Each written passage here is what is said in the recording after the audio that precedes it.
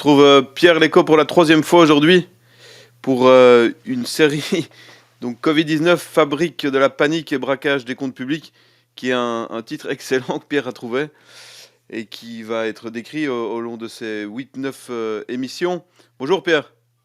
Bonjour Alexandre, merci de me recevoir pour la troisième fois pour cette série. Bah écoute, c'est toujours passionnant, donc on continue, hein. La dernière fois, c'était y a-t-il eu une saturation hospitalière? Aujourd'hui, ça sera y a-t-il eu un déferlement de malades? On est toujours un peu provocant, mais je répète que c'est toujours sur des chiffres officiels fournis par les gouvernements sur lesquels tu te bases.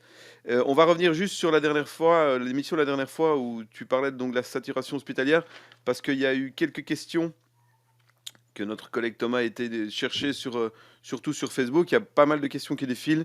Il y en a des intéressantes, il y en a qui ne sont pas intéressantes, et voilà, il y en a qui se répètent.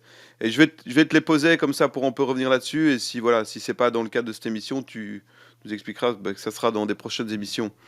La dernière fois, il y a quelqu'un qui a demandé si les interventions reportées pour cause de saturation, comment on pouvait les expliquer ces interventions reportées pour cause de saturation. Comment ils font ça? Comment ça se passe en gros? Alors, je ne peux pas répondre spécifiquement pour la Belgique, mais en tout cas en France, ce qui se passe, c'est que quand il y a une suspicion de saturation, donc c'est-à-dire avant d'avoir mal, on déclenche le plan blanc. Donc en fait, les reports d'opérations et le fait de ne pas accepter les malades, ça se fait avant d'avoir une saturation. Donc il n'y a pas eu de saturation d'abord et puis on a reporté après. On met le plan blanc, on reporte les opérations et puis ensuite on voit s'il y a une saturation. En l'occurrence, il n'y en a pas eu. Je crois que c'est la même chose en Belgique, hein. Ceux qui nous écoutent peuvent nous confirmer. Je pense que c'est la même chose. Ils définissent un certain nombre d'opérations, d'interventions qui ne sont plus urgentes et qui seront faites plus tard.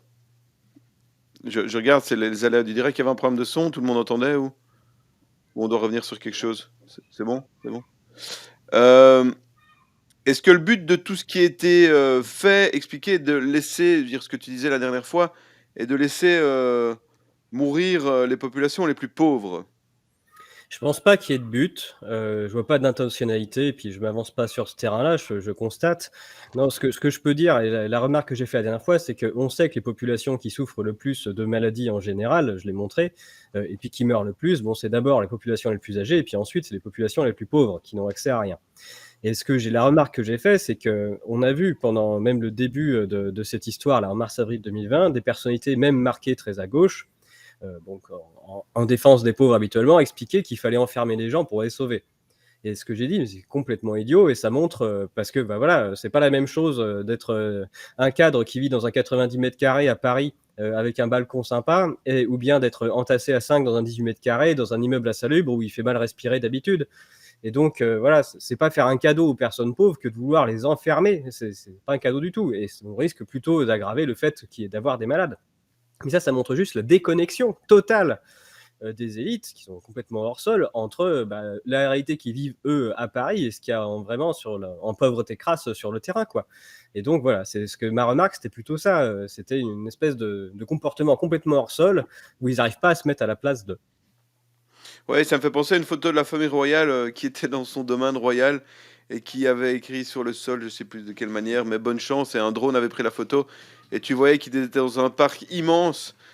Et ça me faisait penser, moi j'avais travaillé à Molenbeek, il y avait des familles qui étaient, comme tu dis, hein, dans des 50 mètres carrés à 6, 7, 8.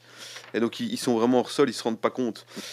Euh, alors une autre question, c'est est-ce que le but est de remplacer les services de soins publics par de l'hôpital privé?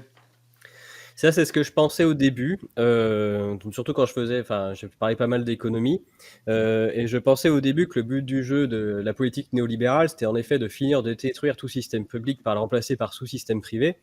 Mais ce qu'on observe là depuis cette histoire, c'est qu'en fait, c'est beaucoup plus rentable pour les élites et notamment financières de prendre le contrôle du système public. C'est ce qu'elles ont fait.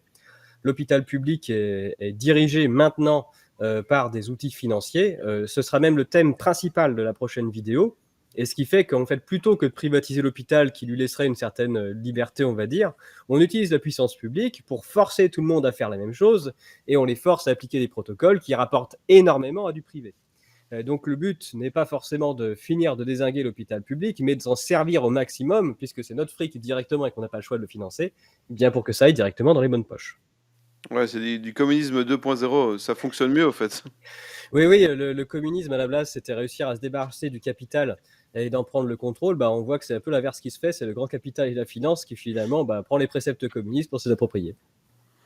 Alors, est-ce qu'on connaît, dernière question avant de se lancer dans le prochain sujet, est-ce qu'on connaît les rémunérations des médecins pour les tests et les vaccins, s'il y en a? On sait qu'en Belgique, je te disais hors micro que il y avait eu de la télémédecine où ils recevaient 25 euros par appel, même si ça durait 30 secondes. Est-ce que tu peux nous dire un peu en France ce qui Il y se a eu tout passait? un tas de règles comme ça. J'essaierai d'en parler un peu plus la prochaine fois, puisque j'ai que quelques chiffres là en tête. 55 euros quand on soigne du Covid. Il y a eu des majorations quand on intervenait le week-end. Il y a eu le fait d'autoriser les médecins à intervenir le week-end dans les EHPAD à condition que ce soit Covid. Il faudrait que je rassemble un peu plus ça. Mais du coup, oui, il y a eu des avantages financiers qui faisaient qu'il a toujours été beaucoup plus intéressant de déclarer du Covid qu'autre chose. Fatalement, quand on touche 55 balles quand on soigne un Covid, plutôt que quand on dit qu'on a soigné une pneumonie ou une grippe et qu'on touche que 20 balles quand on fait ça, fatalement, on déclare du Covid. Ça s'appelle une règle administrative. Et à chaque fois qu'on met en place une règle administrative, ça défonce les statistiques puisque tout le monde suit la nouvelle règle et du coup, on a l'impression d'avoir des statistiques qui augmentent de quelque chose. Donc, on a l'impression de voir la grippe qui disparaît, la Covid qui arrive. Mais voilà, c'est la conséquence de règles. Si on avait dit la soigner une grippe, c'est 22 euros et soigner un Covid, c'est 10 euros, fatalement, il n'y aurait pas eu beaucoup de Covid, tout simplement.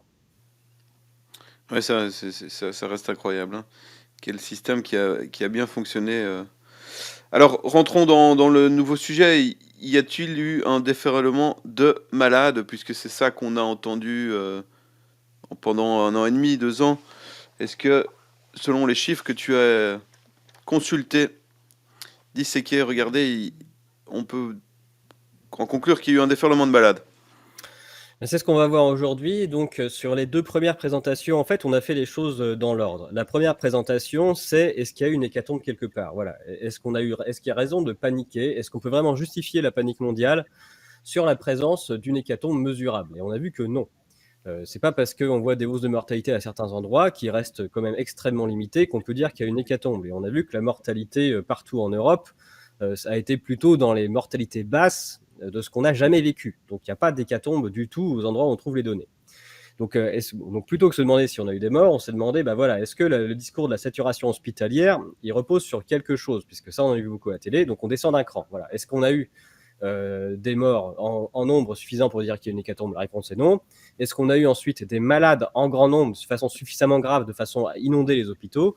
La réponse est aussi non. Et là, je vous ai montré le résultat d'un rapport de l'ATIH qui montre qu'il n'y a pas eu de saturation hospitalière en France, nulle part et à aucun moment. Donc il y a eu très peur, hein. Il y a eu le fait de mettre en place des plans spécifiques, le plan blanc, d'annuler tout ce qui était les opérations qui n'étaient pas urgentes, tout ça. Donc voilà, pas d'hécatombe, pas de saturation hospitalière, on descend d'un cran. Voilà. Est-ce qu'il y a eu un déferlement de malades, donc vraiment des gens qui sont malades en très grand nombre, de manière inhabituelle? Et donc on va rentrer sur cette statistique-là, et puis donc on va essayer de faire la différence entre ce qu'on appelle un malade et la manière dont on a changé le discours de façon à montrer des chiffres qui augmentaient, ce qu'on a appelé des cas. Et on va voir ce que c'est la différence entre un cas et un malade. Et encore une fois, toujours, il s'agit ici de retrouver du bon sens. Donc on va faire ça en 3 parties. On va aller d'abord voir combien est-ce qu'il y a vraiment eu de malades, au sens de ce qu'on compte habituellement en termes de malades. Ensuite, on va refaire un petit tour assez rapide sur la mortalité pour montrer combien on a eu de décès et les vagues, soi-disant, de mortalité pendant les périodes des vagues dites Covid. Et ensuite, on fera un focus, c'est ça le principal de cette vidéo, c'est de regarder la différence entre un malade ou un cas positif, et qu'est-ce que c'est qu'un cas positif, et est-ce que ça reflète le fait d'être malade. Donc allons-y, combien on a eu de malades? Alors, pour savoir combien on a de malades, le nombre de malades, normalement, on en a déjà parlé, c'est ce qui définit une épidémie. Voilà, une épidémie, c'est un nombre de malades. Voilà, on ne dit pas qu'il y a une épidémie sans avoir de malades, c'est quand même la base. Et la gravité d'une épidémie est censée se mesurer sur le nombre de morts. Voilà, donc en termes de ce qui était anciennement compté comme étant une épidémie grave, on n'a pas d'éléments qu'il faut aujourd'hui pour dire qu'il y a une gravité suffisante selon les anciens critères. Et maintenant, on va s'intéresser au fait à comptabiliser le nombre de malades avec les outils habituels. Donc pour ça, il y a Laurent Toubiana, qui est un épidémiologiste français, qui a écrit un bouquin qui s'appelle Covid-19, une autre vision de l'épidémie, dont le sous-titre c'est « Ils ne pourront pas dire qu'ils ne savaient pas », sur lequel il revient sur la manière dont on compte habituellement les malades, notamment en France, mais de manière internationale, puisque Laurent Toubiana, c'est un épidémiologiste qui est reconnu sur le plan international, qui a mené des colloques pour essayer de modéliser ce que c'était qu'une épidémie, qui travaille dessus depuis 30 ans. Donc c'est pas quelqu'un qui découvre le sujet comme ça ou qui n'aurait pas de billes. C'était sa vie, son boulot. Et il est déjà intervenu en 2009-2010 sur la fameuse grippe H1N1 qui était censée aussi faire une hécatombe mondiale et organiser un bordel pas possible. Et déjà à l'époque, il avait pris la parole et il avait été mis au banc des chercheurs sur le moment parce qu'il osait dire que non, il se passait rien. Et c'était son copain Antoine Flahault qui avait été écouté, qui lui est un millénariste qui pense que le monde s'effondre et que tout le monde va mourir dans des souffrances atroces suite à des virus, qui avait été écouté, qui avait donné un catastrophisme qui était incroyable. Et au final, H1N1 en France, c'est 312 morts comptabilisés avec largesse, avec tout le bazar qui avait été mis à l'époque, les vaccins, etc. Et le rapport du Sénat français conclut d'une arnaque totale. Donc c'était bien Laurent Toubiana qui avait raison, et Antoine Flahault s'est fait tout petit dans les années qui ont suivi. Mais dès qu'il y a eu l'histoire de Covid, c'est encore Antoine Flahault qu'on a donné la parole pour qu'il refasse peur à tout le monde, et pas Laurent Toubiana qui disait. Et puis du coup, nous, on a eu le temps de parler avec Laurent Toubiana, mais quand cette histoire est arrivée, il s'est dit mais non, mais pas encore, pas une deuxième fois, c'est pas possible, il recommence. Et voilà, et ils ont recommencé, donc 10 ans après, à dire la même chose. Et donc Laurent Toubiana, depuis le début, il rappelle les chiffres habituels de comment on compte les malades. Et donc ça, il y a différents liens.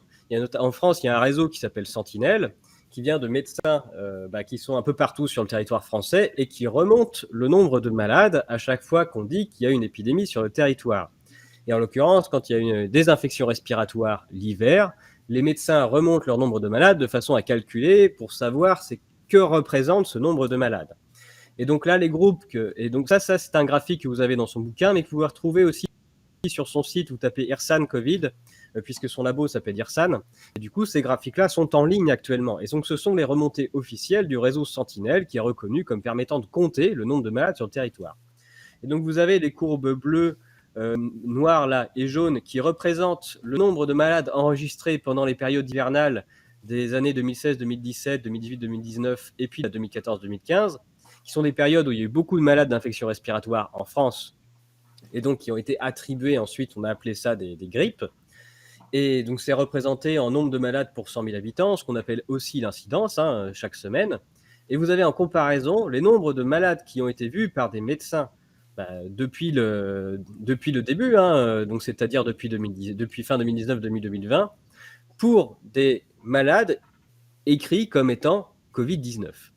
Et donc ça, c'est très intéressant, puisque vous voyez que le nombre de malades pour 100 000 habitants que l'on observe depuis le début, donc qui sont vus par des médecins en disant voilà, lui c'est un vrai malade, il est vraiment malade d'une infection respiratoire aiguë et je l'attribue au Covid-19, là c'est complètement ridicule par rapport à ce qu'on voit habituellement pour ce qu'on appelle les grippes. Donc voilà, donc ça c'est ce qui est remonté par Sentinelle. Donc c'est-à-dire que les médecins qui voient des malades disent qu'ils en voient beaucoup moins que habituellement sur les syndromes appelés habituellement grippe. Donc on est sur une hécatombe qui n'existe pas de saturation hospitalière, et les médecins nous disent des malades, on en voit beaucoup moins que d'habitude. Bon, il y a un autre réseau qui s'appelle SOS Médecins, et qui rapporte exactement la même chose. La courbe jaune, verte et rose, là, c'est 2014, 2015, 2018, 2019 et 2016, 2017. Et regardez, les deux sont d'accord, on était à 800 malades pour 100 000 habitants, les deux statistiques sont parfaitement raccords, alors qu'on n'est même pas à 100 malades, là où peut-être à ce pic-là au maximum, à 100 malades pour 100 000 habitants. Donc, oui. Pierre, est-ce que ça peut pas aussi en partie, mais en partie seulement être dû au fait que les gens n'ont plus été voir le médecin parce qu'ils avaient peur de sortir, parce qu'on leur a dit d'aller directement à l'hôpital? En partie, parce que la différence de courbe est énorme. Ça a été une excuse qui a été dite, mais cette excuse-là a tenu la route tant qu'on croyait que les hôpitaux avaient été saturés. Mais maintenant qu'on a montré qu'en fait les hôpitaux n'étaient pas saturés et qu'ils étaient vides, et que donc c'est-à-dire que dans un contexte où on dit aux gens ne voyez pas votre médecin, allez tous à l'hôpital, et qu'on remarque que les gens sont ni chez le médecin, ni à l'hôpital, ni morts, il y a un moment, il faut se poser des questions quand même. Complètement. C'est là qu'on est. Vu qu'on a montré que les gens n'étaient pas morts en masse, comme on voulait vous faire croire, qu'on a montré que les hôpitaux n'étaient pas saturés, comme on voulait vous faire croire, et que là, on voit qu'ils n'étaient pas chez le médecin non plus. Donc, il y a un moment, avec les statistiques, il faut se dire, mais qu'est-ce qu'on compte? Enfin, sur quelle base on peut mettre en place des plans et une privation de liberté au stade qu'on a vécu depuis 2 ans sur la base de ces statistiques? Puisque les médecins, eux, disent, ben non, on ne voit pas du tout plus de gens que d'habitude, mais on en voit beaucoup moins. Bien, on va revenir un petit peu sur la mortalité, on va faire un focus sur ces périodes-là. Je vous ai montré qu'il n'y avait pas d'hécatombe du tout d'une année sur l'autre et qu'on ne peut pas dire que 2020 c'était une année de mortalité exceptionnelle. Bien au contraire, pour la France, c'est la 6e année la moins mortelle de toute l'histoire, et puis pour la Belgique, c'est la 9e. Mais voilà, mais en tout, dans toute l'Europe, on est dans ces ordres de grandeur-là. Donc il y a eu un peu plus de morts que les années précédentes, mais il n'y a pas d'hécatombe, et ce n'est pas des morts qui sont, en plus, qui ont un profil vraiment particulier. Donc là, ça c'est sur le site de l'INSEE, qui a fait un papier de comparatif, je pense qu'on met Covid série longue, on tombe sur ce graphique-là sur le site de l'INSEE, et donc qui représente les décès quotidiens, toutes causes confondues, en France sur plusieurs années. Son objectif, c'est le sens du papier, c'est de dire que la situation Covid est quand même exceptionnelle parce qu'on a une forte hausse de mortalité ici et une autre là. Ici, c'est mars 2020 et ici, c'est octobre 2020. Bon, donc, mais ça, c'est l'objectif du papier. Et ce graphique-là, qui en effet met vraiment le focus là-dessus, il a au moins 3 défauts. Ce sont des choix qui ont été pris pour servir un discours. Le premier défaut, c'est que ils ont dessiné des courbes. Et quand on décide une courbe, on attire vraiment l'œil sur les différentes variations. Donc là, l'œil est vraiment attiré. Bon, et en plus, pour le 2020, c'est rouge. Hein. Évidemment, c'est l'année qu'ils veulent mettre en avant. Et surtout pas les dernières 2022, 2023 qui est juste en rose. Donc voilà, la courbe rouge qui est vraiment très visible là devant, c'est pour mettre focus sur 2020. Et en plus, on attire l'œil sur les variations. Donc qu'est-ce qu'on voit? On voit vraiment l'augmentation forte ici et là qui est toute seule. Mais ça, c'est vraiment Et pourtant, le papier n'est pas en train de parler des variations. Il est en train de parler d'un nombre de morts, de décès quotidiens. Mais les décès quotidiens, c'est tout ce qu'il y a sous la courbe. Donc c'est pas une courbe qu'on regarde, c'est une surface. Et donc ça biaise le regard, puisqu'en fait, il faudrait colorer tout ce qui est en dessous pour se rendre compte que la petite surface qui est là, elle est parfaitement négligeable par rapport à toute la grande surface qui est en dessous. Donc ça, c'est un premier problème. Le deuxième problème, c'est que cette courbe-là, elle va de janvier à décembre. Or, sur ce que je vous montrais sur les courbes précédentes sur les malades et les hausses de mortalité, ça a lieu l'hiver. Donc, c'est-à-dire, ça augmente à peu près autour du mois d'octobre et ça termine au mois d'avril. Donc, c'est-à-dire que la période de mortalité, la plupart du temps, elle est complètement coupée en deux. Donc, on ne se rend absolument pas compte des courbes qui démarrent ici et qui terminent là. Et tout ce qu'on voit, c'est cet effet de mars-avril qui se trouve absolument tout seul et en plein milieu. Donc ça, c'est un peu triché. Normalement, quand on fait de la mortalité annuelle, on représente les courbes en coupant à l'été, de façon à ne pas couper en plein milieu de l'hiver, là où il y a les hausses, quoi. On coupe à un endroit où il ne se passe rien. Troisième problème de ce graphique, c'est que il n'est pas standardisé. On a passé toute la première vidéo à expliquer que s'il y a plus de morts à un moment, c'est principalement parce qu'il y a plus de monde. Et s'il y a plus de morts à un moment dans un pays, c'est probablement aussi parce que la population vieillit. Et donc là, on est en train de comparer quoi? On est en train de comparer l'année 2020 avec l'année 2016 qui a plusieurs millions de personnes âgées de moins. Donc c'est normal qu'il y ait moins de décès en 2016 qu'il y en ait, ou même surtout en 2015, qu'il y en ait en 2020. Les courbes ne sont juste pas, représentent pas la même chose. C'est pas la même population, c'est pas le même nombre et c'est pas le même âge. Donc, c'est la plus grave erreur, ça. Hein, pour moi, c'est la plus grave erreur. Mais après, les deux autres sont quand même pas neutres, puisqu'en fait, elles biaisent le regard. Et c'est pas ce qu'on est en train de, on sait pas ce qu'on est en train de compter. On n'est pas en train de compter les augmentations, on est en train de compter du nombre, et on est en train d'essayer de regarder si c'est plus que d'habitude. Et donc, si on coupe en deux le d'habitude, on biaise quand même fortement le regard. Donc, ça fait 3 problèmes. Donc, j'ai juste repris les chiffres de l'INSEE, j'ai standardisé, j'ai coupé à l'été, et j'ai coloré la surface en dessous. Et j'ai fait une troisième chose, c'est que là, il y a un dernier truc, c'est qu'on a dit que c'était les personnes âgées qui comptaient, mais là, il y a tout le monde. Donc, quand on voit cette courbe-là, on a l'impression que tout le monde meurt. Sauf qu'il ne se passe pas du tout la même chose pour les moins de 65 ans et les plus de 65 ans. Et donc, c'est triché de faire croire aux gens que tout le monde est en train d'avoir une surmortalité, alors que ce n'est pas le cas. Donc, moi, j'ai coupé en deux. Voici d'abord le graphique. Donc, coupé à l'été cette fois-ci. Donc ici, on démarre en août, on finit fin juillet. Des différentes années, donc j'ai pris toutes les années depuis 2014. J'en ai mis certaines en couleur ici, qui sont les années dites gris pâle, et j'ai laissé en gris celles qui ne sont pas. J'ai coloré en dessous pour qu'on voit bien qu'on est en train de compter une surface et pas qu'on est en train de regarder une courbe. Limite, la courbe, on s'en fiche. Oui. Non, non, ouais, je t'entends, ouais. Et puis, j'ai standardisé. Donc voilà. Et donc ça, ce sont les moins de 65 ans. Et vous pouvez voir que si je regarde tout depuis 2010, pour les moins de 65 ans, il ne s'est heureusement rien passé de significatif. Il n'y a pas eu de hausse de mortalité visible. Vous voyez un point qui monte dans les tours à aucune année sur les moins de 65 ans. Les moins de 65, c'est un peu plus haut l'hiver que l'été pour les moins de 65 ans. C'est très léger et ça concerne que les plus de 50 ans. Hein. Ici, on voit un petit peu 2020 aussi, mais on est vraiment dans les mêmes ordres de grandeur. Et donc voilà, tout ce qui se passe en termes de mortalité hivernale ou de mortalité dite épidémique, ça ne concerne pas les moins de 65 ans, c'est-à-dire 85% de la population. Donc c'est quand même le premier résultat. Et donc ça, c'est qu'en séparant les courbes qu'on s'en rend compte. Donc maintenant, voyons les plus de 65 ans et voilà ce que ça donne. Donc toujours pareil, j'ai collé en dessous, j'ai coupé à l'été et j'ai standardisé. Et donc là, le discours n'est pas tout à fait le même, parce qu'en fait, on voit quand même beaucoup mieux l'année 2016-2017 et même 2014-2015 au regard de ce qui s'est passé en octobre 2020 ou en mars 2020. Donc là, on se rend compte quand même que quand on fait l'effort de représenter les choses, on voit beaucoup moins en tout cas, et même il n'y a plus d'exceptionnalité sur ce qui s'est passé depuis début 2020 par rapport au reste. Donc sur les plus de 65 ans, on voit des hausses de mortalité qui ressemblent furieusement à ce qu'on a l'habitude de voir l'hiver. La seule forme qui est un peu bizarre, c'est celle de mars 2020, qui est plus haute, mais qui est aussi beaucoup plus étroite qu'on peut voir habituellement. Donc là, on n'a pas une augmentation forte des décès sur la durée, on a une concentration sur courte période, et qui est une période spécifique et sur laquelle on détaillera bien plus tard d'autres vidéos pour comprendre exactement quels ont été les impacts de toutes les décisions prises. Ce qu'on peut faire pour comparer ces périodes-là, donc ici mars-avril 2020 aux autres, de manière très factuelle, c'est qu'on peut calculer le taux de mortalité par âge sur cette période-là. Donc, officiellement, en France, la Covid, c'est 65 jours ici d'épidémie. Et j'ai comparé à 65 jours des autres périodes dites épidémiques, octobre, ici, la saison 2016-2017, 2014-2015. Donc, j'ai fait ce qu'on fait habituellement quand on parle d'une épidémie. J'ai pris le pic et j'ai pris 32 jours avant, 32 jours après. Et ça fait 65 jours. Et donc, c'est ce qu'on voit sur ce graphique ici. Donc ici, c'est pour chaque âge. Donc avant 60 ans, de toute façon, il n'y a aucune différence. Hein. Donc bon, je ne vous ai pas mis les âges avant 60 ans pour les taux de mortalité. Donc ici, c'est le taux de mortalité constaté selon l'âge jusqu'à 100 ans. Et qu'est-ce qu'on voit? On voit que les 65 jours les plus mortels de manière assez large, c'est ce qui s'est passé entre 2016 et 2017. Donc l'année, les mars-avril 2020, l'hécatombe mondiale, c'est ici. Voilà. Donc les taux de mortalité sont inférieurs quasiment quel que soit l'âge par rapport à ce qui s'est passé pendant l'hiver 2016-2017.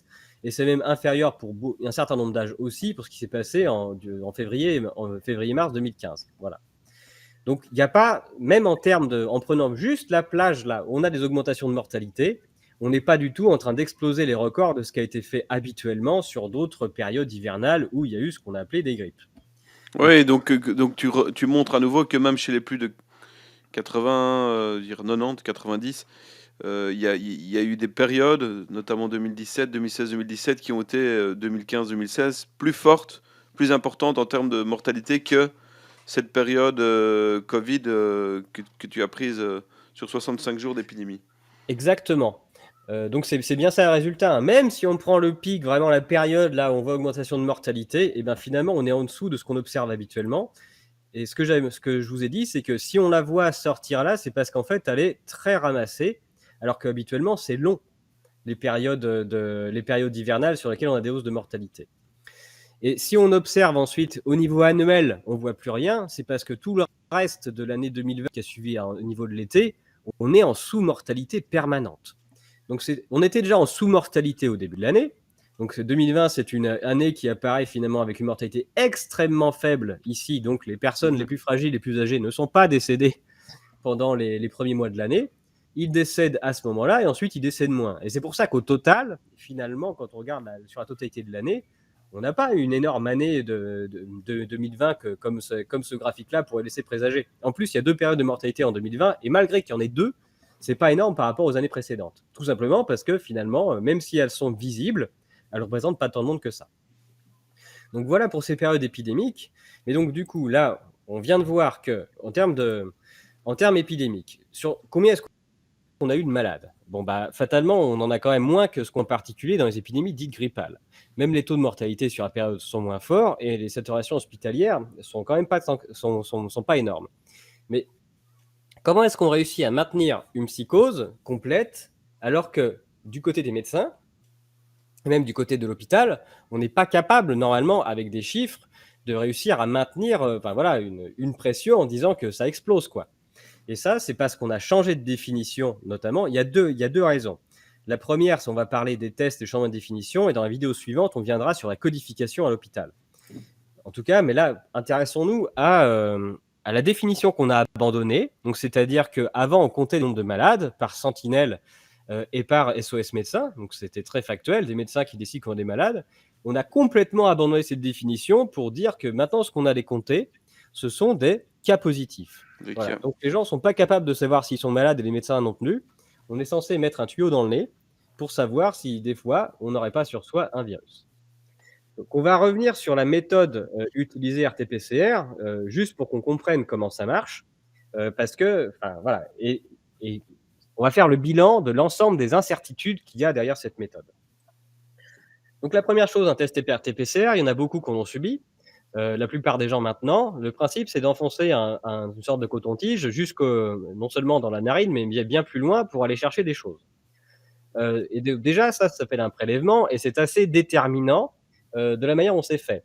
Bon, un prélèvement, quand c'est fait peut-être par une personne professionnelle en laboratoire, peut-être qu'on peut dire que ça veut dire quelque chose, mais en revanche, quand c'est fait, vous savez, dans des barnums qui sont installés sur la plage, réalisés par des étudiants qui sont payés à la pige, qui ont été recrutés à la va-vite, il y a les copains de Nexus qui ont montré qu'en fait, on pouvait se faire recruter un peu n'importe comment pour faire ça. On peut quand même douter sur ce que finalement on est en train de mettre dans les couvillons, quoi. Donc déjà, ça c'est la première étape, et il y a déjà un certain degré d'incertitude à cette étape-là, surtout dans le contexte. Deuxième chose, donc qu'est-ce qu'il y a dans l'échantillon qu'on est en train de ramasser? Ce qu'essaye de ramasser avec les couvillons la personne qui vous met aux enfonces un coton-tige dans le nez, c'est de l'ARN viral. C'est ça elle essaye de chercher. Bon, il y a plein de choses dans son écouvillon, dans l'ensemble de la soupe là, de votre morve qu'elle est en train de ramasser. Il y a de l'ADN qui vous appartient. Il y a de l'ARN qui vous appartient. L'ARN, c'est quoi? L'ARN, c'est un morceau, une réplication d'un bout d'ADN qui se détache pour aller transporter un message. On va faire ça simplement. Et du coup, il y a de l'ARN qui vous appartient. Et puis, votre corps, il est composé de cellules, mais aussi même encore plus de bactéries que de cellules. Hein. Vous avez plus de bactéries que de cellules. Et elles aussi, elles sont vivantes. Elles aussi, elles ont de l'ADN. Et elles aussi, elles font de l'ARN. Donc, en fait, il y a tout un tas de trucs dans un échantillon. Donc, tout cet ensemble-là, il est récupéré ensuite. Et ce que va chercher ensuite le testeur, c'est l'ARN de virus. Bon, là, c'est juste pour le redire. ADN, donc c'est une chaîne en double hélice là, qui contient votre information génétique. Et votre ADN, il produit de l'ARN, ça s'appelle faire de la transcription, de façon à envoyer des messages qui se baladent dans vos cellules. Voilà. Et donc, ce que va chercher le chercheur, donc ce qui est dit, c'est que le coronavirus serait un virus à ARN. Donc, on cherche une chaîne de cette manière-là, qui est sous forme ARN, donc il y a un seul bras. Pour faire de la RT-PCR, dont la méthode qu'on va voir maintenant, la RT-PCR, ça ne se fait pas à partir de l'ARN, ça se fait à partir d'ADN. Donc, il y a une première réaction chimique qui est faite par le testeur, qui est de retransformer tout l'ARN qu'il a trouvé dans votre échantillon en ADN pour ensuite faire le RT-PCR. Donc, il y a ce qu'on appelle une rétrotranscriptase. Donc, il y a déjà une première réaction chimique ici qui apporte son lot d'incertitude à ce moment-là. Bon, maintenant, intéressons-nous à comment se passe le test. Donc là, vous avez votre échantillon sur lequel votre laborantin a recréé de l'ADN à partir de l'ARN. Et maintenant, il aimerait savoir si cet ADN correspond à l'ADN du dit coronavirus, du dit SARS-CoV-2. Et donc là, il va dans une banque de données sur Internet, vous pouvez y aller, qui est une banque de données sur laquelle il y a les différentes séquences des 10 différents virus. Et donc, il va chercher à l'intérieur de cette banque-là la chaîne de données qui contient 30 000 nucléotides là, du SARS-CoV-2, et il cherche une chaîne de données, une chaîne de nucléotides qu'il va pouvoir synthétiser, donc il va pouvoir fabriquer, refabriquer, et qui serait spécifique au SARS-CoV-2. Donc quelque chose, une chaîne qui appartient au SARS-CoV-2 et qu'à lui. Parce que c'est ça qu'on va chercher, on n'aimerait pas que ça montre l'existence d'autre chose. Mais tous les labos qui font faire ça s'appelle faire une amorce. Mais cette amorce-là, donc, qui est construite à partir de la chaîne dite identifiée du SARS-CoV-2 sur Internet, eh bien, c'est le laborantin qui décide comment la faire. Mais tout le monde peut en faire des différentes, des amorces. C'est un choix. Et donc, si les labos font des amorces différentes, les résultats des fameux tests RT-PCR sont forcément différents d'un labo à l'autre. Ça ne veut pas dire qu'il y a un labo qui a raison. Bah, ça veut dire que chacun a fait un choix différent. Et donc, sur un ensemble là, vous voyez, de petits écouvillons, bah, si je fais un certain choix d'amorce où je prends telle chaîne d'ADN que j'ai été regarder sur Internet, bien j'en aurai certains en bleu là, qui vont devenir positifs. Mais si j'ai fait un autre choix, bien j'en aurai des pareils qui seront positifs dans les deux cas, mais j'en aurai d'autres qui seront plus positifs, qui seront en rouge cette fois-ci parce que j'ai pas trouvé exactement la même chaîne, et puis j'en ai d'autres qui deviennent positifs. Donc selon les labos, ce ne sont pas forcément les mêmes écouvillons qui donnent la positivité. Donc ça, c'est déjà un choix. Donc là, il y a une première incertitude de base sur ce qu'on va appeler derrière un cas positif, c'est que vous êtes positif selon le choix d'amorce qu'a fait le laboratoire qui est en train de vous tester. Donc voilà ce qu'on est déjà en train de montrer. Bon. Donc je précise, donc ça veut dire que si tu vas dans un laboratoire A à Lyon, tu pourrais être positif, mais pas dans un laboratoire B à Paris, qui aurait d'autres. Si les deux laboratoires ont choisi des amorces différentes, oui. C'est déjà énorme comme information. Hein.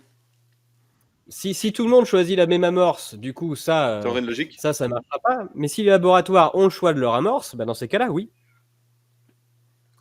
Alors ensuite, comment ça se passe? Donc là, on a vu que c'était l'ADN, c'était la double hélice ici. Donc on cherche de l'ARN, ce qui veut dire qu'il y a déjà une de branche qui a été synthétisée, mais passons. Enfin bref, on cherche si dans toute la chaîne là qu'on a dans l'écouvillon, là une grande chaîne ADN de 30 000 nucléotides, il y a le petit bout là violet et jaune ici qu'on est en train de tester, et qui correspond à l'amorce qu'on est en train de mettre. Donc le premier principe, donc c'est ça qu'on est en train d'essayer de faire. Donc on a choisi notre amorce. La première chose, c'est que ils vont chauffer l'ADN ici pour le casser en morceaux, surtout en deux, pour séparer les deux brins. Donc là, on a deux brins noirs bien séparés. Ensuite, ce cassage-là, il est fait en présence des amorces qui sont mis aussi dans la soupe, donc ceux qu'on est en train de choisir. Et ces amorces-là, elles vont venir se fixer en refroidissant aux deux brins qui ont été séparés. Donc les amorces dont on est en train de parler, là, qui ont été fabriquées en grand nombre avec un certain choix, qui représente un bout de séquence, s'ils trouvent leurs jumeaux, ils vont venir se coller au brin d'ADN qu'on est en train de chercher. Et ensuite, en refroidissant, ils se collent, et en remontant doucement, les amorces vont se développer tout du long. Donc, c'est-à-dire que la chaîne, du coup, ici, qui est plus qu'un seul brin, elle va utiliser le matériel qui est dans l'amorce pour se recréer entièrement. Donc, c'est-à-dire qu'à la base, on avait un seul brin qu'on a cassé en deux. On met l'amorce à l'intérieur et l'amorce va se dupliquer, ce qui fait qu'on se retrouve d'un seul brin double. On a cassé, on a fait deux brins simples, et ils vont reconstruire leur deuxième brin double. Donc d'un seul brin, au bout de la première itération, on en a créé deux complets, deux doubles. Et ensuite, on va recommencer l'expérience plusieurs fois. Et à chaque fois qu'on chauffe, on casse. Ensuite, il y a suffisamment d'amorces dedans pour qu'ils retrouvent leurs jumeaux qui reconstruisent. Donc là, on était à 2, on casse, on se retrouve avec 4 brins simples séparés qui vont représenter 4 brins doubles. Puis ensuite, on passe à 8, 16, 32, etc. Donc ça fait une réaction chimique où à chaque fois, on double le nombre de brins. Et donc ça s'appelle une exponentielle. Donc en théorie, à chaque cycle, on double le nombre de brins qui étaient mis initialement et qui correspondent à l'amorce qu'on a choisie. Donc c'est ça qu'on est en train de faire. On a fait doubler le nombre de brins. Oula, ça c'est un peu flou. Mais voilà, ce qu'on a, c'est une relation exponentielle. Donc c'est-à-dire que on va avoir une explosion. Ça, ce sont des exponentielles. On a qu'on voit là en rouge, on a une explosion au cours du temps du nombre de brins. Donc on a augmenté notre nombre de brins.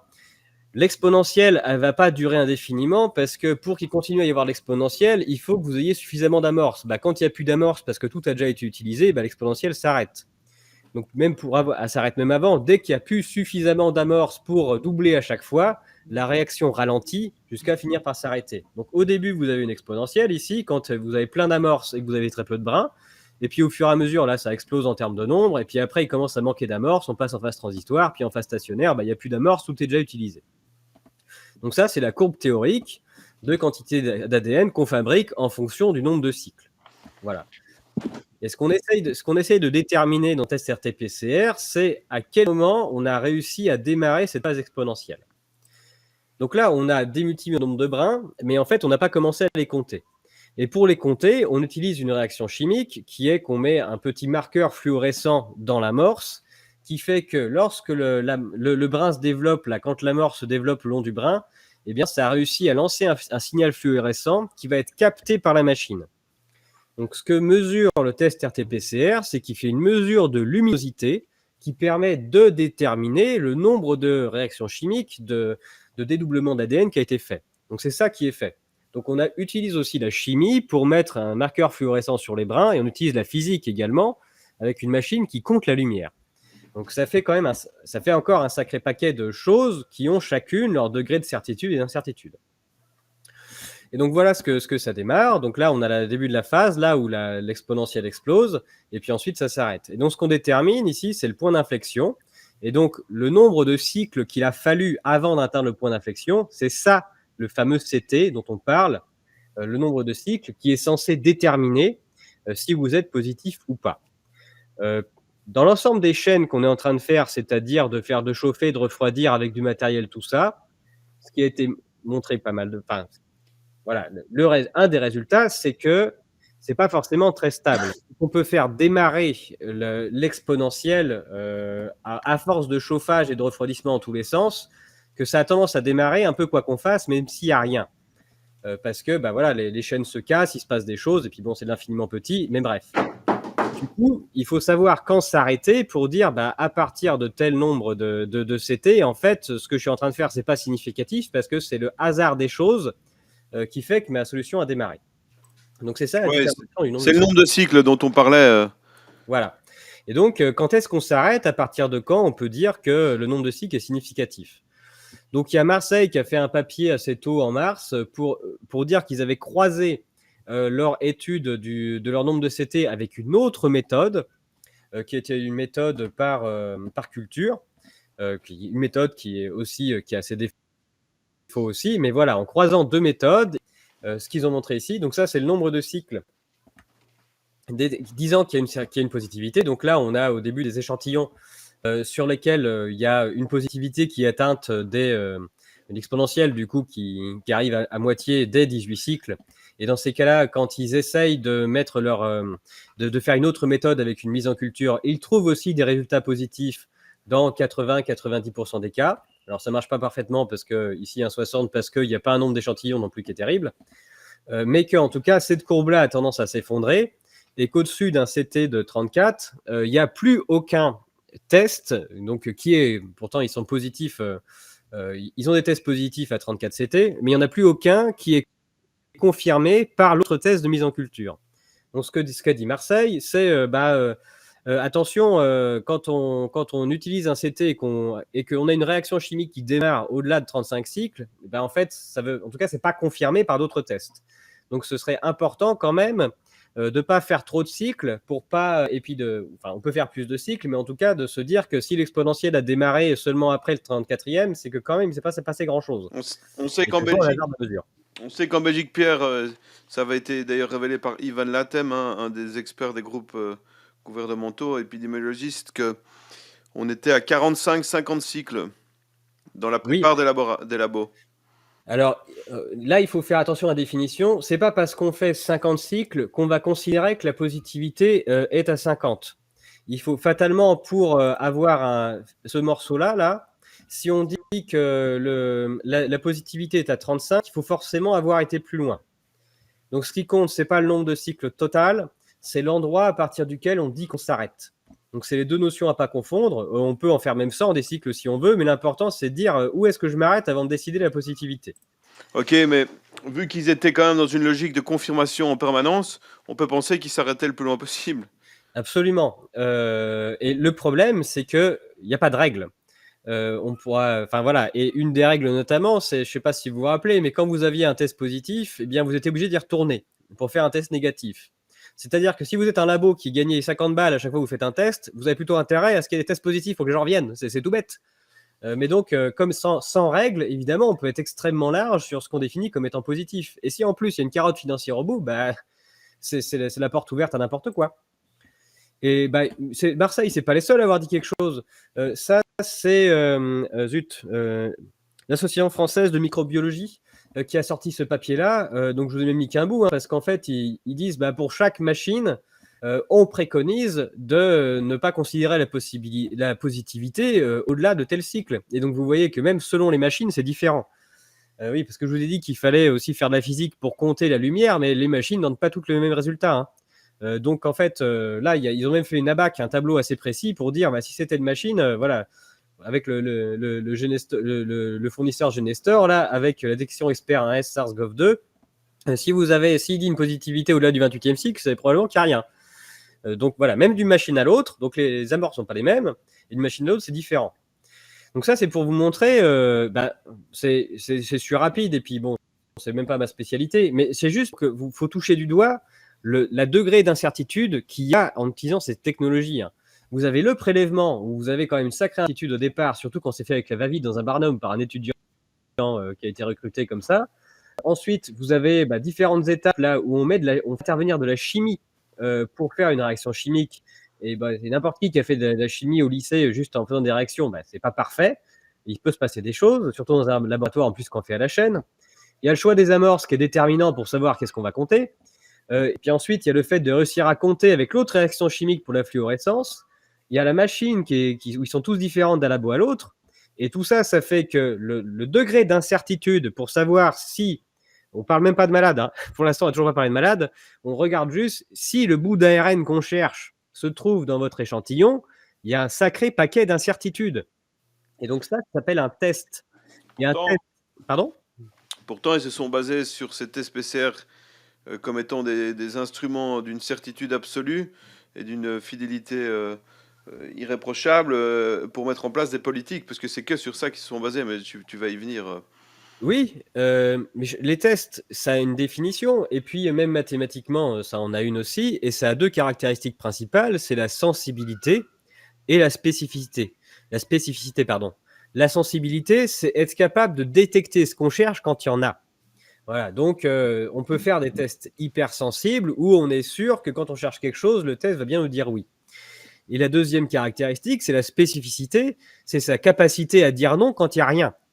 Et globalement, quand vous êtes sur un test, on navigue toujours entre les deux. Plus on est sensible et moins on va être spécifique, et plus on est spécifique et puis moins on va être sensible. Et donc c'est un choix. Et globalement, un test chimique considéré comme extrêmement fiable, il a une spécificité de 95%. Quand vous êtes déjà à 95% de spécificité, vous êtes content. Mais ça veut dire quoi, 95% de spécificité? Ça veut dire que même s'il n'y a rien, votre test, dans 5% des cas, il va dire positif. C'est ça que ça veut dire. Et si vous regardez le taux de positivité en France, si on suppose que les tests français sont hyper bien faits dans des très bonnes conditions avec un taux de spécificité de 95%, ça veut dire que tout ce qui est en dessous des 5%, là, il est fort possible qu'il n'y ait absolument rien. Donc même sans parler de malades, il est fort possible que sur toute cette période-là, il n'y ait nulle part les ARN qu'on est en train de chercher. C'est ça que ça veut dire. Donc c'est-à-dire qu'ici, on est sur des périodes où il y a des gens qui se font confiner, on leur demande de refaire des tests multiples, on leur interdit de sortir, sur quelque chose où, vu le taux, on n'est pas sûr qu'il y en a le moindre d'entre eux qui a quelque chose. C'est-à-dire qu'ils présentent l'ARN qu'on est en train de chercher. Donc c'est ça, il ne faut pas oublier ça. Le taux de positivité d'un test, quand on est en dessous des 5%, c'est peut-être qu'il n'y a rien. Je vais prendre un exemple très simple. Imaginez que vous allez faire une campagne de dépistage sur tous les petits garçons de 9 ans dans les écoles primaires et vous faites une campagne de dépistage de grossesse. Vous leur faites faire pipi sur un test de grossesse à tous. Eh bien, le test de grossesse, il a une certaine spécificité. Ça veut dire que vous aurez des tests positifs sur des petits garçons de 9 ans. Donc, vous allez faire quoi? Vous allez leur faire démarrer un suivi de grossesse par un spécialiste? et puis vous allez Alors, mettre en congé maternité. Ça n'a pas de sens. Les tests, ils sont pas parfaits, et donc ce qui globalement, on fait pas ça. oui, c'est un bon exemple, c'est une belle métaphore. Ce qui explique aussi que, notamment des intensivistes, et il y en a un qui me l'a dit, Nabil, il a pris certains tests, il les a mis ou bien dans du coca, ou bien il les a secoués dans le vide, dans l'air, et qu'il a eu des résultats positifs. Mais oui, le test, c'est une réaction. Considérez-le comme une réaction chimique qui est en train de tester la présence d'un truc. Mais quand il vous dit oui, ça veut dire bah j'ai trouvé ce que tu cherchais avec un certain degré de précision, et puis c'est tout quoi. Encore une fois, on n'a toujours pas commencé à parler de malade. On est en train de tester, de savoir s'il y a un bout de chaîne ARN chez quelqu'un, et on s'est toujours pas posé la question de la maladie. C'est- Bon, on va aller un peu plus loin. Il faut quand même se poser la question, qu'est-ce qu'on cherche? On cherche un bout d'ARN. Et ce bout d'ARN qu'on est en train de chercher, il a été mis sur Internet le 7 janvier 2020 par un laboratoire chinois. L'histoire étant, en Chine, on a trouvé une quarantaine de personnes qui souffrent de maladies respiratoires inhabituelles. On a fait des tests et donc on publie notre résultat qui est on a trouvé une chaîne ARN d'un coronavirus d'un genre nouveau. Donc c'est ça qui s'est passé. Et donc, c'est-à-dire que tous les tests que l'on voit mondiaux se basent sur cette chaîne, initialement en tout cas, déposée par un laboratoire chinois, qui est en train, et donc tout ensuite les médias se servent pour enclencher une panique, sur la base de on a trouvé une chaîne ARN qui serait statistiquement commune à 40 malades en Chine. C'est ça qui se passe.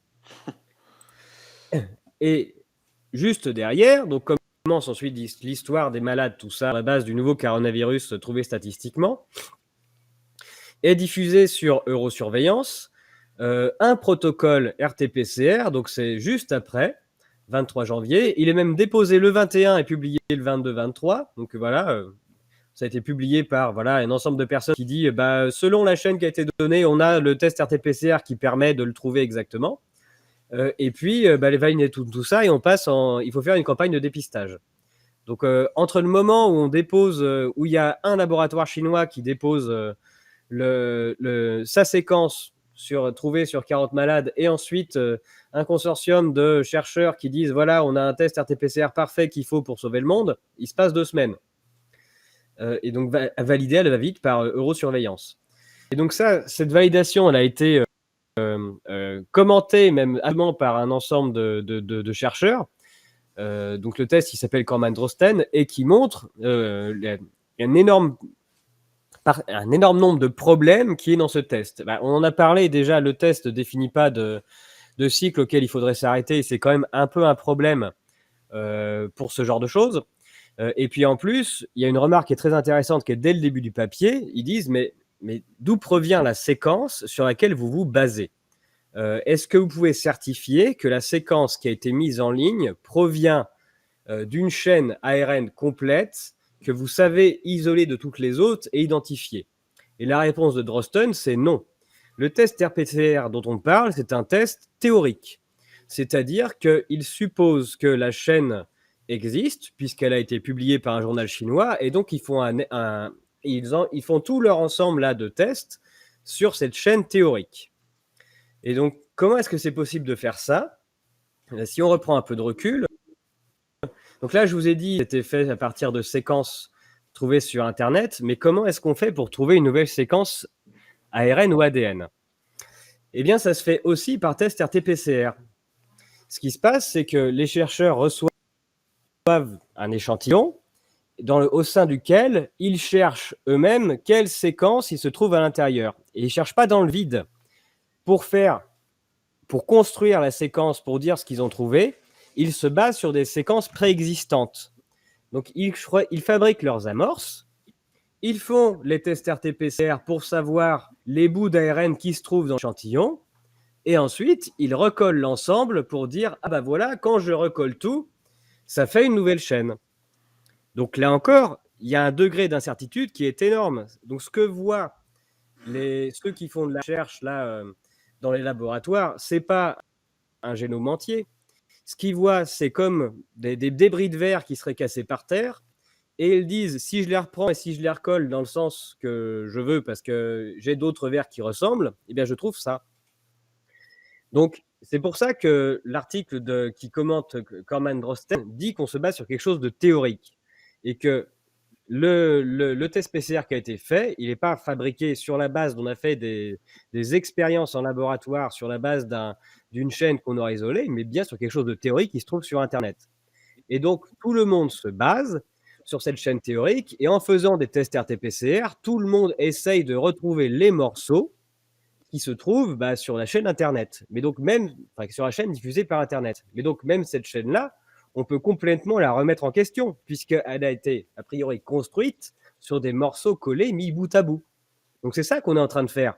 On est en train de chercher, avec les tests RT-PCR, on est en train de chercher si on trouve un morceau d'un truc, d'une chaîne qui a été mise sur Internet par un labo chinois, elle-même par recollage de ce qu'ils auraient trouvé sur 40 malades.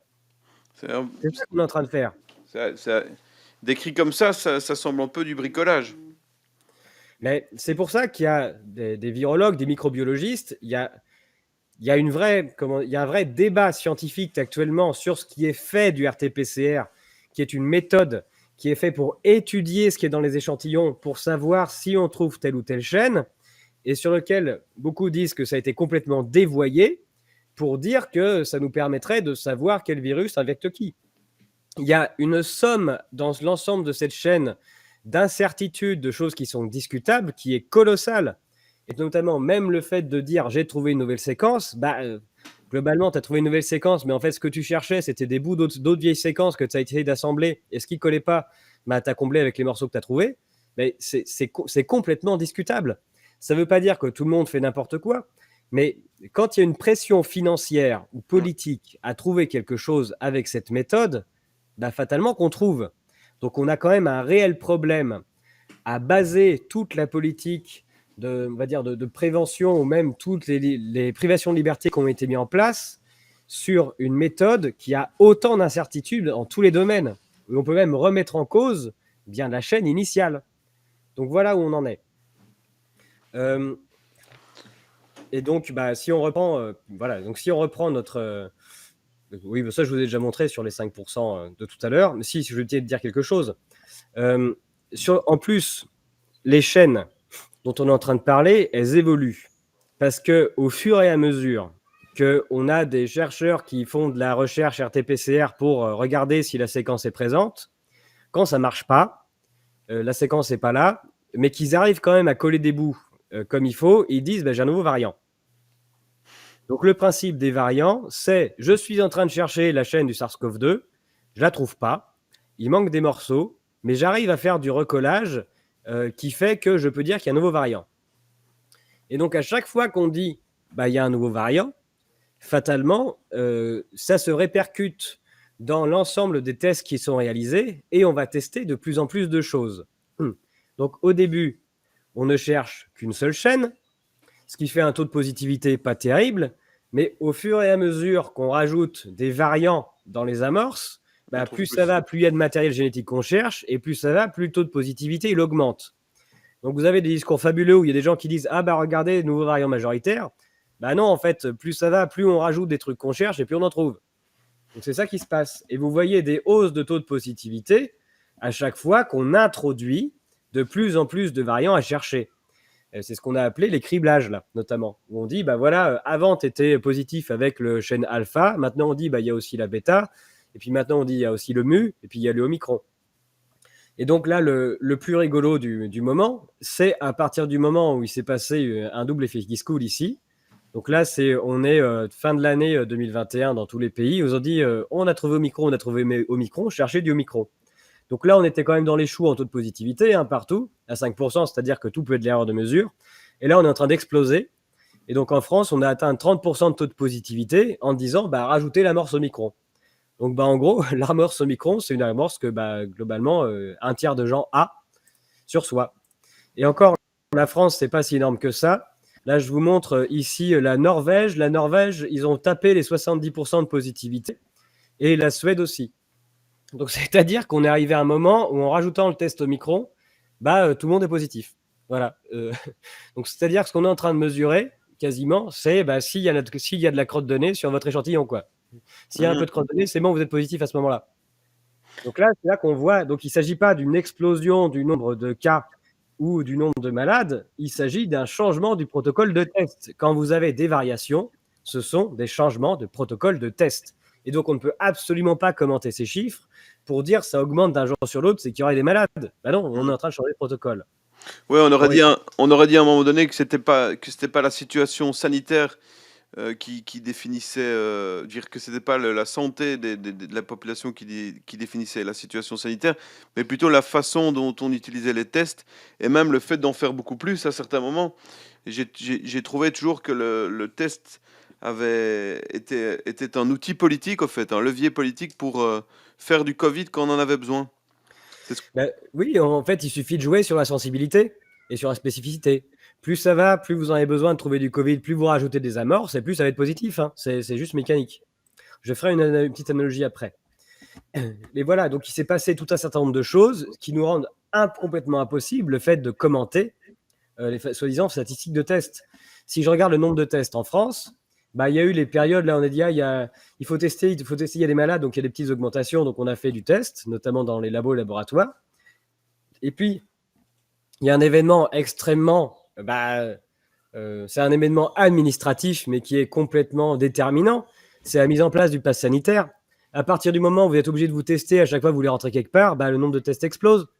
Donc c'est pas qu'il y a une évolution du nombre de malades, c'est juste le fait que vous mettez en place le pass sanitaire. Donc c'est ça qui se passe à ce moment-là. Et puis ensuite, il y a la pression ici où il y a encore une augmentation forte.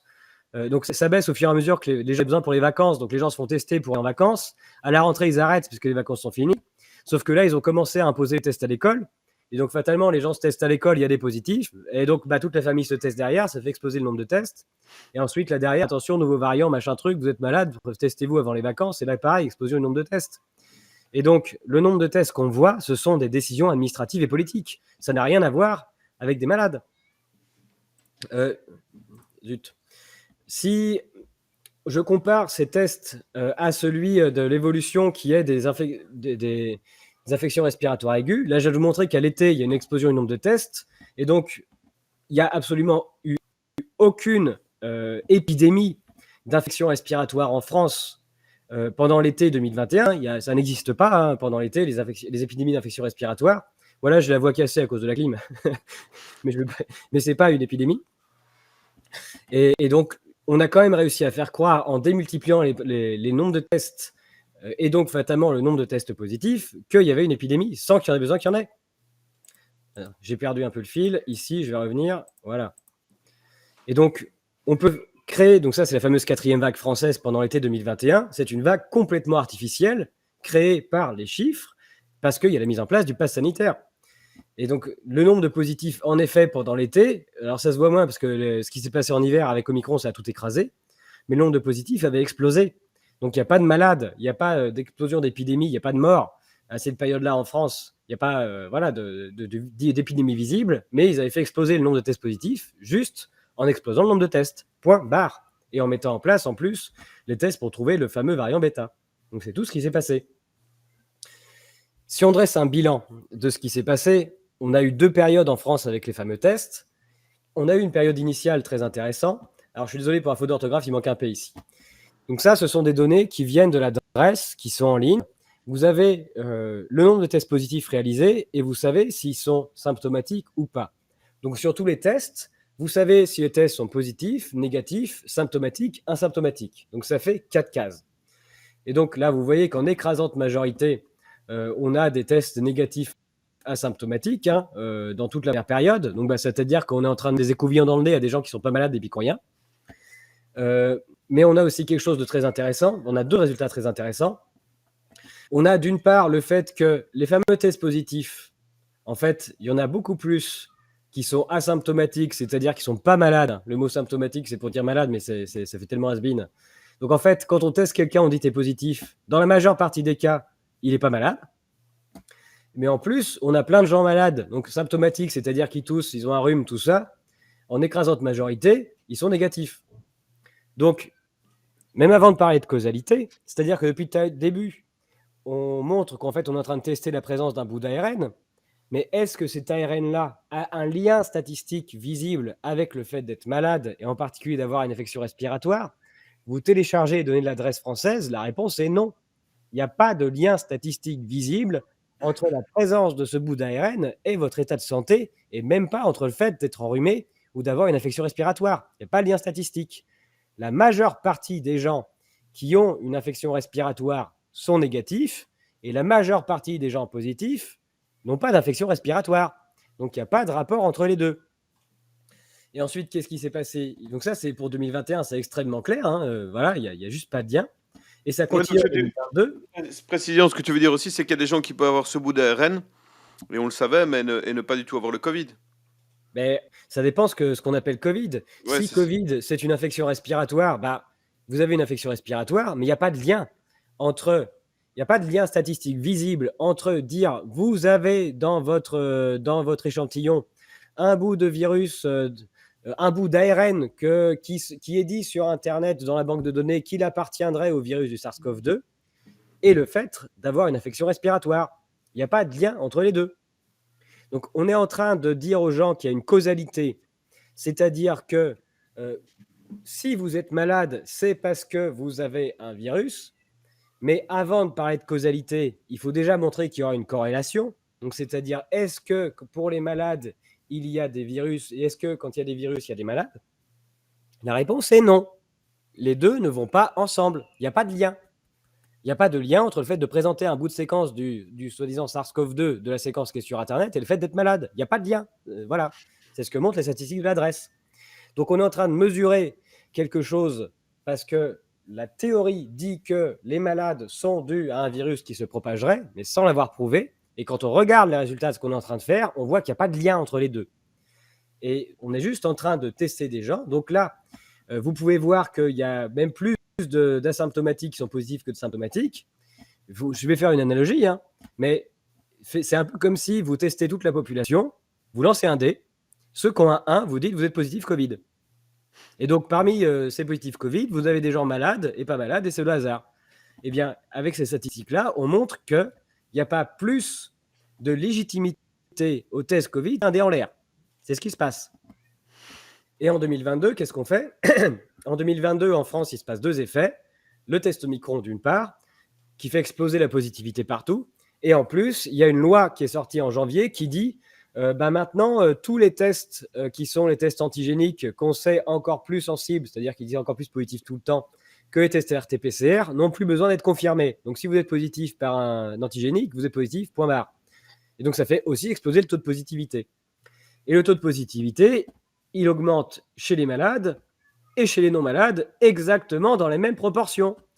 Donc, on a juste modifié le test de façon à ce qu'ils disent oui beaucoup plus souvent, sans que ça révèle pas du tout de plus, ça révèle plus le fait d'être malade ou pas. Donc, il n'y a toujours pas de lien entre le test qui a réalisé et le fait d'être malade. Voilà, il n'y a juste pas de lien statistique, mais il est juste plus souvent positif parce qu'on a augmenté le nombre d'amorces. Donc là, on lançait un dé en disant si jamais vous faites 1, vous êtes positif. Et depuis Omicron et puis les nouvelles lois, vous lancez un dé, et puis si vous faites 1, 2 ou 3, vous êtes positif. Oui, vous êtes positif plus souvent, mais il n'y a toujours pas de rapport avec le fait d'être malade.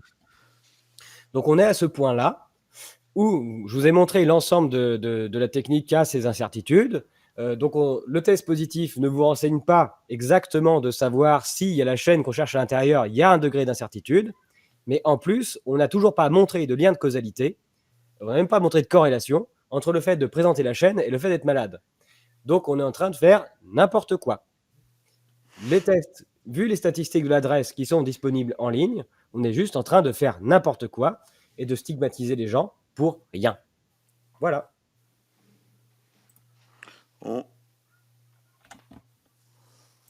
Progressivement, on se rend compte qu'on est de plus en plus dans... Voilà, ça va être complotiste, évidemment, Pierre, mais dans un coup d'État mondial. Après, ce dogme-là, il existe à tous les niveaux et même, je le constate aussi sur des gens qui disent qu'il ne fallait pas confiner, que Big Pharma s'en met plein les poches. Donc, pour moi, il n'y a pas de complot parce que de toute façon, tout est écrit. Donc, tout ce qui est fait, c'est écrit. Même le plan des confinements, etc., tout ça, c'est écrit. Les séquences sont en ligne, les méthodes aussi. La seule chose qui se passe, à mon sens, c'est qu'on vit une époque de dogme, où, avec les méthodes utilisées, qui ont un certain nombre d'incertitudes, on n'a même pas prouvé correctement les liens qu'on est en train de chercher, sauf on vit un dogme où tout malade serait du fait d'un virus qui se propagerait, et donc qu'on l'identifierait par RT-PCR et que ce serait ça la science, et qu'ensuite, fatalement, toutes les personnes qui porteraient cette chaîne-là seraient des malades, hein, avec la belle formule Dr Knock, tout bien portant est un malade qui s'ignore. Mais c'est un dogme, et c'est un dogme qui est en effet mondial, mais ça me paraît juste être une certaine médiocrité, hein, une espèce de théologie, de religion, de quelque chose qui voudrait absolument prouver que voilà, il a tout déterminé et que les virus sont la cause de tout et qu'on saurait les déterminer exactement par des méthodes génétiques. Voilà. Tout est censé être sujet à débat, à incertitude. Et fatalement, quand on admet sans critiquer tout et que l'on industrialise, ce qui se passe, c'est une industrialisation de la méthode en passant par le TED industrialisé, l'hôpital industrialisé, on obtient du n'importe quoi qui rapporte gros pardon, à ceux qui sont au bout de la chaîne. Ouais, tout ça dans un système, dans une situation où les gens sont très conformistes, on leur dit un peu ignorants aussi, hein, parce que tout ce que tu expliques, c'est très intéressant, mais ils vont faire un test PCR, ils se demandent pas trop comment ça fonctionne.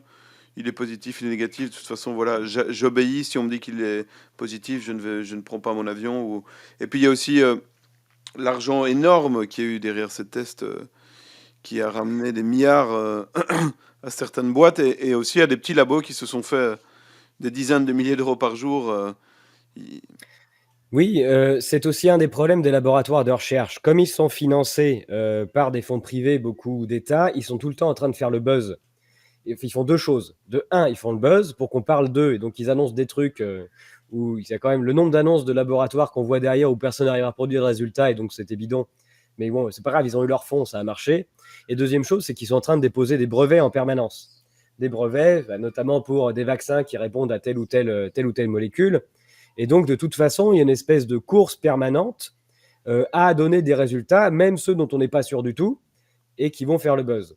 Et en l'occurrence, voilà, quand vous avez le laboratoire chinois qui dit j'ai trouvé la séquence, tout ça, il faut la déposer, et puis, c'est un rapport avec le fait d'une nouvelle pathologie, ça fait le buzz. Le laboratoire est content. Derrière, tous les labos, sachant qu'il y a du buzz, se mettent à chercher du coronavirus partout. Et quand la chaîne marche là, se mettent à dire j'ai trouvé un variant, et puis ça leur fait de la pub. Donc tout le monde tout le monde rentre dans le jeu. Mais encore une fois, c'est l'espèce de course d'industrialisation de la recherche aussi qui fait ça. Donc c'est pas que les gens sont nuls ou ils font partie d'un grand complot. C'est la machine qui s'emballe. C'est la machine qui s'emballe avec le fric, avec le besoin de résultats permanents et qui vient en permanence mettre de l'huile sur le feu. Et on n'arrive pas à s'arrêter à véner de sa copie en disant mais de quoi je suis sûr exactement de ce que je suis en train de montrer. Mhm. Et voilà, si on se pose la question juste de quoi je suis vraiment sûr sur l'ensemble de tout le déroulé qui a été fait pour en arriver au test de masse, on hallucine un petit peu. Et savoir que toutes les lois coercitives ont été mises en place sur un tel degré d'incertitude, c'est quand même complètement fou. Donc finalement, on est sur une croyance, un niveau de dogme et de croyance qui permet de mettre tout ça en place, alors que globalement, on ne sait pas grand-chose de ce qui se passe. Mhm. Avec des médias, répétons-le, qui ont toujours été là pour alimenter la panique. C'est pour ça qu'il faut absolument que les gens qui nous suivent, là, qui sont plus de 300, partagent, montre ça à papy, à mamie, à tous les gens qui doutent, qui disent mais non, tout s'est bien passé, c'est normal, les tests PCR, mais qui ne savent pas ça, au fait. Et donc l'idée, c'est quand même qu'ils se réveillent, et ceux qui sont encore capables de le voir, hein, il faudrait quand même pas les attacher sur un fauteuil pour qu'ils voient ton émission. Mais il faut que les gens aient un autre son de cloche et qu'ils se rendent compte que déjà, après ces 3 émissions, comment on leur a menti, au fait. C'est du mensonge, au fait. Oui, mais tout le monde a participé à son niveau, Tout le en monde a ayant participé. peur, en étirant des avantages. On peut appeler ça aussi le principe de corruption systémique, hein. À partir du Ouais, moment où tout le monde reçoit des vacances ou du pognon parce qu'il participe à l'ensemble, voilà, tout le monde y a un intérêt. Et puis on ne met pas en cause l'ensemble du système. ouais. C'est plus complexe encore qu'un simple mensonge, ouais. Alors, tu nous parleras de quoi la prochaine fois, Pierre? Donc là, on a parlé beaucoup des tests et du coup de l'incertitude qu'il y a, qui utilise une méthode scientifique qui est une méthode de recherche, hein, mais qui, à mon sens, est dévoyée pour lui faire dire ce qu'on veut. Donc voilà, il ne s'agit pas de jeter à la poubelle cette méthode, hein, qui a tout à fait ses intérêts, mais juste de critiquer l'usage qui en est fait à des fins politiques ou pour servir un certain dogme. La prochaine fois, on va revenir sur l'hôpital et on va parler de la codification hospitalière. Comment ça se fait que, alors qu'il n'y a pas eu de saturation hospitalière, qu'on a vu que le nombre de malades relevés par les médecins, finalement, il est resté très faible, puis qu'il n'y a pas eu d'hécatombe non plus. Comment ça se fait que les hôpitaux déclarent autant de Covid? D'où vient cette déclaration et qu'est-ce qui a été mis en place en termes de codification pour arriver à ce résultat? Est-ce que c'est un résultat normal ou est-ce que quelque chose s'est passé spécifiquement concernant la codification pour avoir des résultats Covid-19? Et c'est ce qu'on verra en détail la prochaine fois. Oui, c'est ça. En fait, il y en a pas, mais il y en a quand même, quoi. C'est un peu ça. On verra, oui. On verra qu'on peut dire, c'est quand il y en a, quand il y en a, quand il y en a pas, il y en a quand même, oui. Et quand il y en a eu, mais qu'il y en a pas, c'est quand même ça. Enfin, il y a un certain nombre de règles. Ces règles sont publiques. C'est les règles de gestion hospitalière, hein, avec la codification des malades. Donc, on verra tout ça, c'est officiel, c'est en ligne. Et on verra que ce sont les règles en place qui font que la statistique existe derrière et qu'on a l'impression de compter des choses, mais les choses qu'on compte ne viennent que des règles qu'on a mis en place. Super. Allez vous abonner à la chaîne tant qu'il n'est pas censuré, puisque nous, ils nous ont fermé notre chaîne de 43 000 personnes. Mais Pierre a encore sa chaîne qui allait passer 50 000 personnes. Et voilà, c'est très intéressant. Il a d'autres vidéos, des anciennes à revoir aussi sur YouTube. Pierre, Décoder l'écho, hein, c'est ça, hein. Oui, c'est bien ça, oui. Voilà, et on espère que vous allez partager. Il faudrait faire des dîners de famille où on montre voilà, qui est en fin du débat, qui a plus depuis longtemps, hein. Et déjà, si on pouvait arrêter la locomotive qui est en marche actuellement. Bon, en France, là, elle vient de prendre un petit coup d'arrêt. Peut-être que ça va nous faire du bien. Mais le premier principe, c'est de réussir à arrêter ce narratif. Moi, je suis pas du tout convaincu qu'on réussira à ouvrir les yeux sur ce qui s'est passé pendant 2 ans, parce que tout le monde est impliqué d'une manière ou une autre, et que c'est très difficile pour chacun de se rendre compte à quel point il a participé à quelque chose, même qui a pu faire du mal Ouais. à beaucoup de gens. Donc ça m'étonnerait qu'on réussisse à tirer au clair cette affaire, mais juste au moins si on pouvait, en mettant le doute, arrêter cette machine-là, ce serait déjà une grosse victoire. Ça serait déjà bien. Mille merci Pierre. Et Merci à toi Alexandre, et on merci se à tous de nous avoir écoutés aussi. ouais, merci à tous évidemment, merci.